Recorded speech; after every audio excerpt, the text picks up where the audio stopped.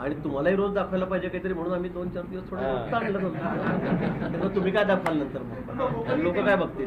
नाही, उलट त्यांची उमेदवारी कायम राहिली, आम्हाला जास्त दिवस दाखवत आला काय नाही, एकदा तुम्ही आता 16 ठिकाणी झालेलं आहे. कोणाचं दाखवताय का तुम्ही? कोणाचं दाखवत नाहीये, आमचं दाखवताय. पण याच्या निमित्ताने एक प्रश्न असा उपस्थित होतोय की 3 मंत्री 8-8 दिवस एका कामासाठी, हेच जर जनतेच्या कामासाठी 3 मंत्र्यांनी एकत्र राहिलं असतं, अधिक कामं जनतेची झाली असती. नाही, आमचं काम तर चालूच होतं. यांचं MIDCचं सुरू होतं इथे, आणि माझं कुंभमेळ्याचं काम तर रोजच सुरू आहे.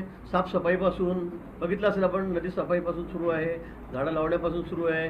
काल पुन्हा मिटिंगही झाली शेतकऱ्यांसोबत. आजही आता कुंभमेळ्याचंच काम, आता आपण शिलान्यासासाठी आपण या ठिकाणी आलो, त्याचं पूजन त्या ठिकाणी झालं. नरेंद्राचार्य महाराज आहे तिथे, घरवापसीचा कार्यक्रम 650 लोकांचा, तिथे मी होतो.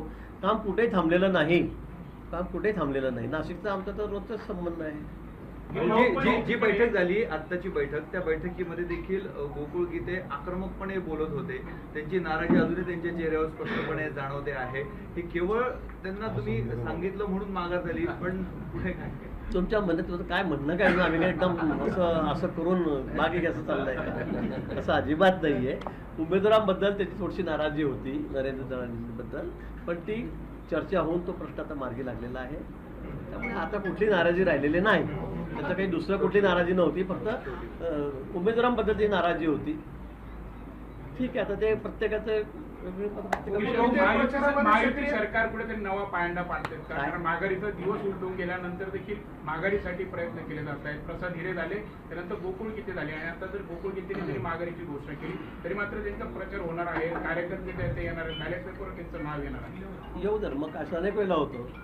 शेवटी आमची महायुती आहे, खरं म्हणजे त्यावेळेलाच माघार व्हायला पाहिजे होती. काही कारणामुळे ते झाले नाही, ते नॉट रिचेबल झाले.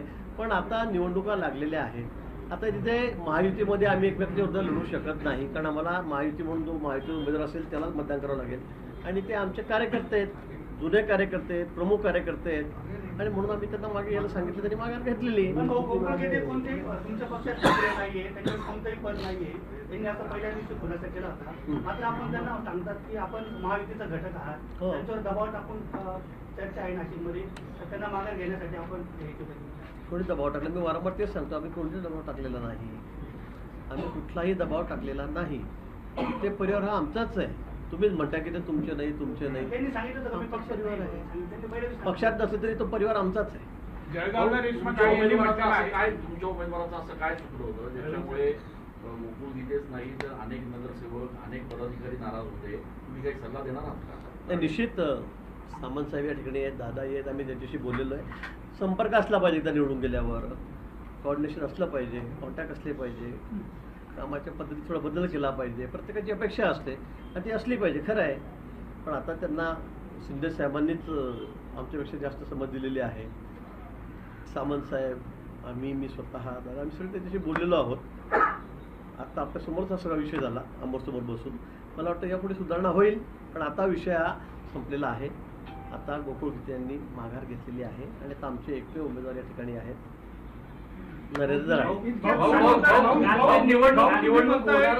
निवडणूक होणारच आहे. गोकुळ गीते निवडून आले तर काय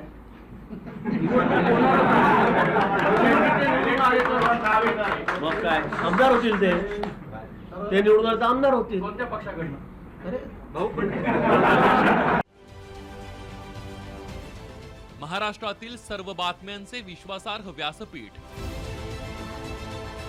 सकाळच्या सर्व सोशल मीडिया प्लॅटफॉर्मला लाईक, फॉलो आणि सबस्क्राईब करा.